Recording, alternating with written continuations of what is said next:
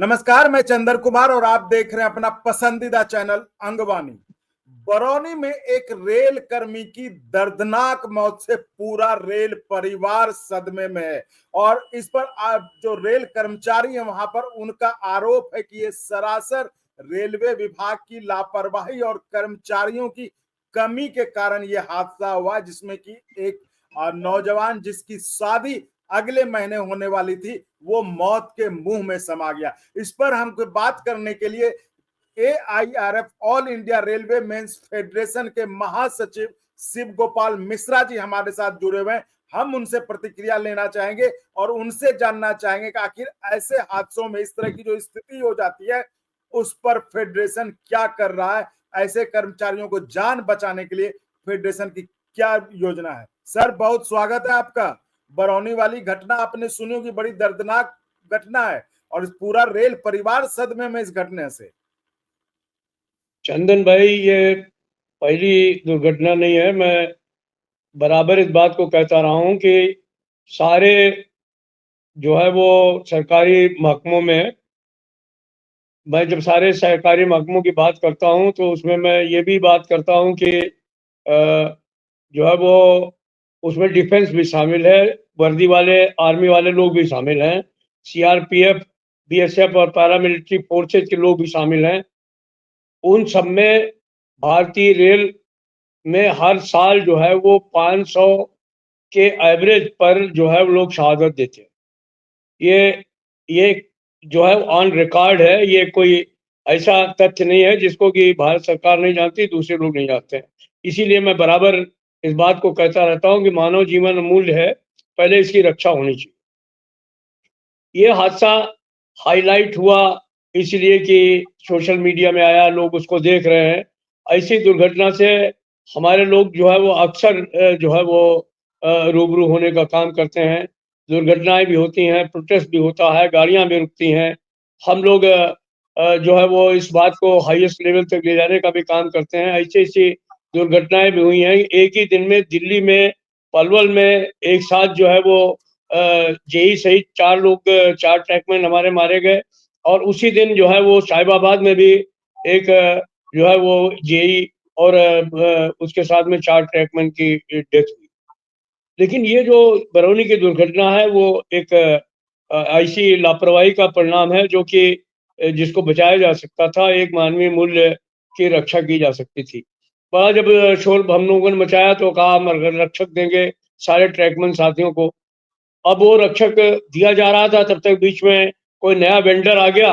उसने कहा नहीं नहीं, इसमें तो कुछ खराबी है, इसको लगाने के बाद अगर आदमी जो है वो ट्रैकमैन हमारा जाएगा तो वो इसमें ये खराबी है कि वो समझेगा कि हमको सूचना आ जाएगी गाड़ी की, लेकिन ये मिस कर रहा है। ये सिंपल जो है वो जो हमारे यहाँ वेंडर्स की आपस की खींचातानी है उसकी वजह से इसको रोक दिया गया। अभी हमने माननीय मंत्री जी को कहा है कि भाई जब तक आप कोई नई डिवाइस नहीं ला पाते हैं, नहीं ईजाद हो पाती है, तब तक जो प्रूव कर दिया है जिसको RDSO ने उसको तो दिया जाए। हम समझते हैं कि जब तक कोई टेक्नोलॉजिकल सपोर्ट नहीं दिया जाएगा इन सब घटनाओं को रोकने के लिए, तब तक ये चीजें नहीं हो रही। आखिर से आज ACD की बात क्यों हो रही है? आज जो है वो गाड़ियों को में टक्कर उपरोधी उपकरण लगाने की बात क्यों हो रही है? इसीलिए हो रही है ना कि अगर आप कवच नहीं लगाएंगे तो जो है वो मानवीय क्षति को नहीं रोका जा सकता। तो भारतीय रेल में जब तक इस तरीके का टेक्नोलॉजिकल अपग्रेडेशन आप पूरे तौर पर नहीं लगाएंगे, ऐसा भी नहीं है कि जहां पर जो है 50,000 करोड़ रुपए की बात जो है बड़ा मुश्किल होती थी, वहां 2,50,000 करोड़ रुपए का जो है वो बजट है भारतीय रेल का। तो मैं समझता हूँ कि हमारी प्रायोरिटी जो है वो हर हालत में मानवीय रक्षा की होनी चाहिए, वो चाहे हमारा पैसेंजर हो और चाहे हमारा कर्मचारी हो। ये बरौनी की घटना निश्चित तौर पर बहुत ही शोचनीय है और मैं समझता हूँ कि रेल मंत्रालय इस पर जरूर ध्यान देगा। मैंने भी कल बोर्ड में बातचीत की है इस सवाल को लेकर के। आगे मंत्री जी से मुलाकात होगी तो वहां पर भी मैं इस सवाल को उठाऊंगा। लेकिन हमारा प्रयास होगा कि मानव जीवन जो है वो हमारे लिए बहुत मूल्यवान है, उसकी हम जिस तरीके से भी रक्षा कर सकते हैं उसको करना चाहिए। सर, वहां पर जो लोग थे वो कह रहे थे कि 4 लोगों की ये ड्यूटी होती थी, लेकिन रेलवे में लोगों की कमी की वजह से उस अकेले आदमी को भेज दिया गया था जोड़ने के लिए, तो इसमें कितनी सच्चाई है, क्या नियम है, क्या लगता है आपको?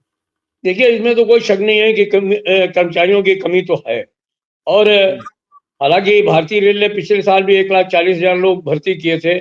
इस साल भी अभी तक 52,000 पोस्टों का एडवर्टाइजमेंट हो चुका है। हमें पूरी आशा है कि नवंबर माह में 70-80 हजार वैकेंसी और निकलनी चाहिए। लेकिन इन सब के बावजूद चूंकि रिटायरमेंट इतने ज्यादा हैं कि साल के अंत में आप देखेंगे कि 2-2.5 लाख वैकेंसी फिर हो जाएगी। तो कर्मचारियों की कमी भी इसकी एक वजह है, इससे कोई इनकार नहीं कर सकता।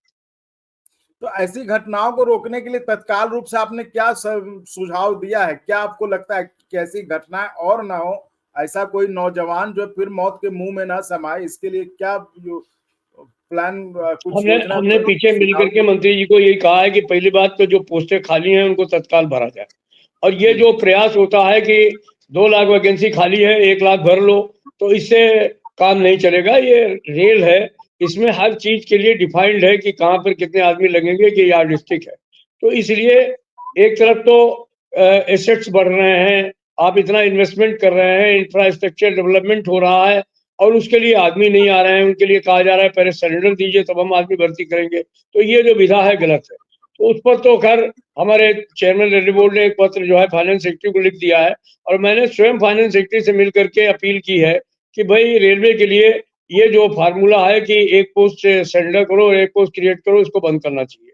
दूसरी बात यह है कि ये जो खाली पड़े पद हैं उनको तत्काल भरने का काम करना चाहिए।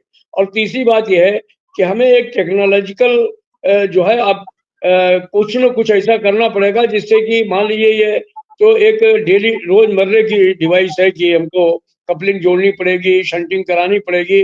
तो जैसे हम ट्रैकमैन के लिए रक्षक लाने का प्रयास किया गया है, हालांकि वो अभी तक पूरे तौर पर लागू नहीं हुआ है, उसी तरीके का कुछ व्यवस्था जो है वो हमारे इन शंटपैन साथियों के लिए भी करना पड़ेगा। क्योंकि अगर हम इनको ऐसे ही छोड़ देंगे तो खाली ये सोच लेना कि नहीं ये जितेंद्रीय हैं, इनकी सारी इंद्रियों पे इनको कंट्रोल है, ऐसा संभव नहीं है। तो इसलिए उनको कोई ना कोई टेक्नोलॉजिकल सपोर्ट देना पड़ेगा जिससे कि वो हो, और कुछ ऐसी व्यवस्था करनी पड़ेगी ताकि अगर आदमी बीच में है तो टक्कर नहीं होने पाए।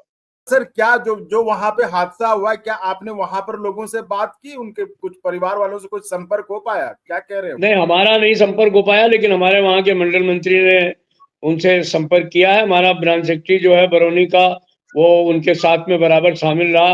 हमारे लोग संघर्ष में थे, हमारे लोग बहुत गुस्से में थे। वहाँ हमारी यूनियन अकेली रिकग्नाइज यूनियन है, उसने काफी एजिटेट किया कल इशू को। और महामंत्री से मेरी बातचीत हुई, उन्होंने महाप्रबंधक से अपनी एंग्विश भी जाहिर की और उन्होंने भी काफी सहानुभूति दिखाई है। उन्होंने कहा है कि हम 1 हफ्ते के अंदर उसको, उसके जो वार्ड है उसको अपॉइंटमेंट देंगे, उनको एक्सग्रेशिया का भुगतान करेंगे, ये है वो है। लेकिन हमने कहा है कि एक्सग्रेशिया से किसी भी मानव जीवन की जो क्षति हो रही है उसकी पूर्ति नहीं होती है। निश्चित तौर पर आपको जो है इस मामले को देखना पड़ेगा। और हमने कल बोर्ड में भी इस बारे में बातचीत की है कि आने वाले समय में हमें इन दुर्घटनाओं के प्रति कुछ न कुछ करना चाहिए। संवेदनशील सारे लोग हैं, ऐसा नहीं है, मंत्री से लेकर के सब लोग हैं। लेकिन खाली संवेदनाएं जताने से काम नहीं चलेगा। इनको किसी भी हालत में, चाहे जितना पैसा खर्च हो, लेकिन हमें इस मानवीय क्षति को रोकना हो। जी बिल्कुल सही कह रहे हैं सर, किसी भी मौत का मुआवजा जो भरपाई नहीं कर सकता या कोई संवेदना उसे भरपाई नहीं कर सकता, लेकिन जो एक तरह से हम उस परिवार की मदद कर सकते हैं, वो जो आपने कहा कि आपने, आपका दावा है कि आपके संगठन ने वहां पर बात की और महाप्रबंधक ने भरोसा दिलाया कि 1 हफ्ते के अंदर उनके परिजन को नौकरी और जो भी सरकारी कार्रवाई है वो पूरा करके उनको दिया जाएगा। तो सर बहुत बहुत धन्यवाद आपको इस चर्चा में जुड़ने के लिए, इतनी महत्वपूर्ण जानकारी देने के लिए। यदि हमारी खास बातचीत एआईआरएफ के महासचिव शिव गोपाल मिश्रा जी से, जिनका दावा था कि उनके संगठन के लोगों ने वहां पर महाप्रबंधक से बात की और उन्होंने भरोसा दिलाया, आश्वासन दिलाया है कि 1 हफ्ते के अंदर उनके जो आश्रित हैं, जो रेलकर्मी जो इस दुखद घटना का शिकार हो गए, जिनकी जान चली गई इसमें, उसके परिवार के आश्रित को नौकरी और मुआवजा जो भी, हालांकि ये मुआवजा भरपाई नहीं कर सकता इस तरह के नुकसान के, इस तरह के लापरवाही का, लेकिन ऐसे मौकों पर जो एक कानूनी प्रक्रिया है, जो एक सरकारी प्रक्रिया है, उसे पूरा करते हुए उसके परिवार पर जो आश्रित है उसके जिंदगी को हम कैसे थोड़ा राहत दे सकते हैं, आसान दे सकते हैं, तो कम से कम सरकारी प्रक्रिया सही तरीके से हो जाए, इसको लेकर उनका दावा था कि महाप्रबंधक ने उनसे वादा किया है कि 1 हफ्ते के अंदर उनके आश्रित को सरकारी नौकरी के साथ मुआवजा दिया जाएगा। तो साथियों, जहां कि आपने बताया कि पूरा रेल परिवार, देश भर का रेल परिवार सदमे में है। और साथियों, इसी तरह आप चैनल को लाइक, शेयर, सब्सक्राइब करते रहिए और संभव हो तो ज्वाइन भी करिए, जिससे हमें आपके लिए और गुणवत्तापूर्ण कंटेंट के निर्माण में मदद मिले। धन्यवाद। और अगर आपको अच्छा लगा तो एक बार और आपको मैं कहना चाहूँगा कि आप इसको प्लीज सब्सक्राइब और शेयर करते रहें, ताकि हमारा भी मनोबल और सपोर्ट बना रहे।